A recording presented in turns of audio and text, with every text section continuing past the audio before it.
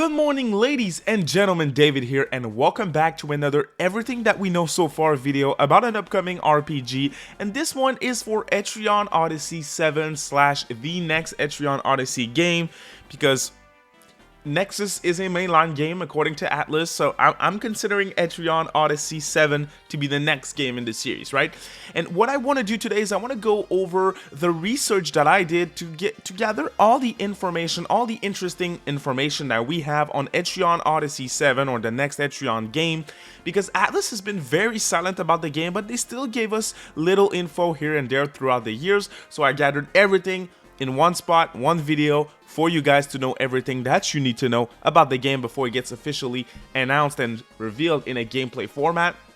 And also, I think recent ATLUS news kind of leads me to believe that Etrian Odyssey VII, or the next Etrian game, might not be as further off as we think. So if you are new to the channel, you like to stay up to date on all things when it comes to ATLUS and more RPGs, you're at the right place. Make sure you subscribe, ring that notification bell as well, and if you like today's video, a quick thumbs up is always a huge help. I do these styles of Everything We Know So Far videos for a lot of RPGs that we don't have a lot of information on, and people tend to like it, so if you're into that, you're at the right place.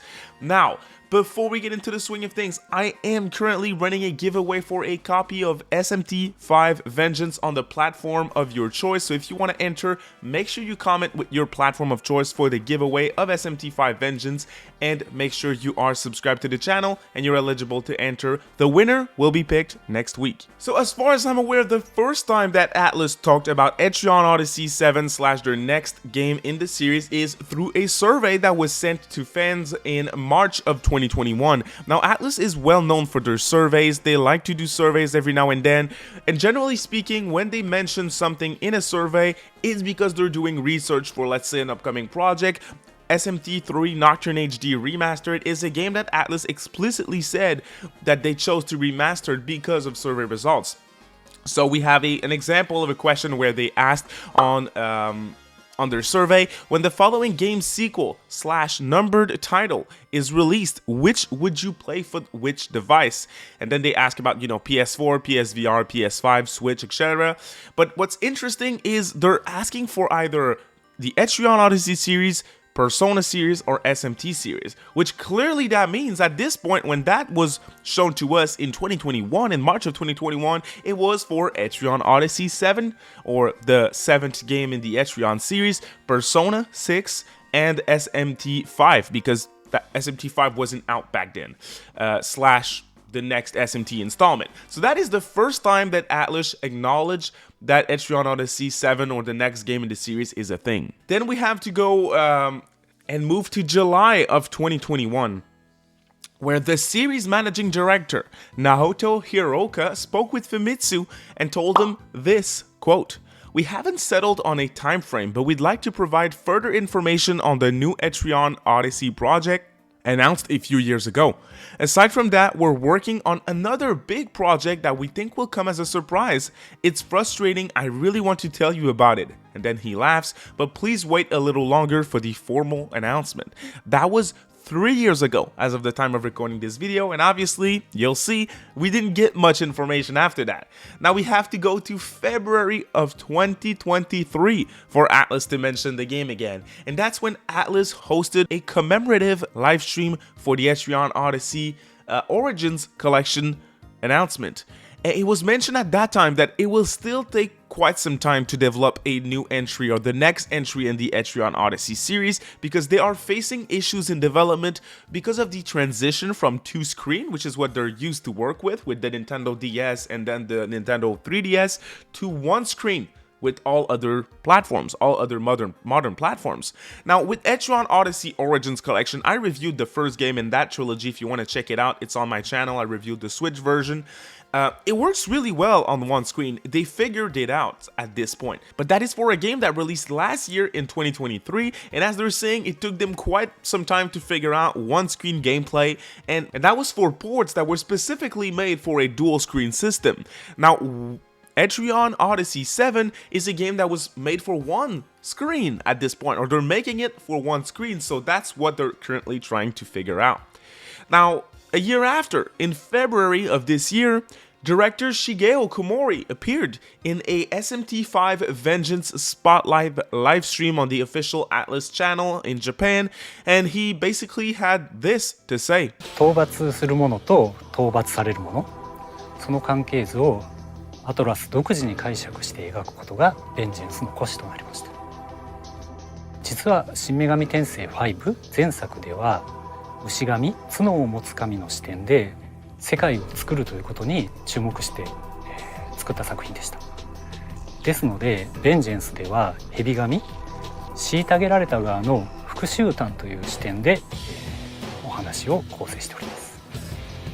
先に話した通り、自分は新女神転生5に携わる前に別のタイトルに携わっていました。ですので新女神転生シリーズに携わるとなった時に少し不安がありました。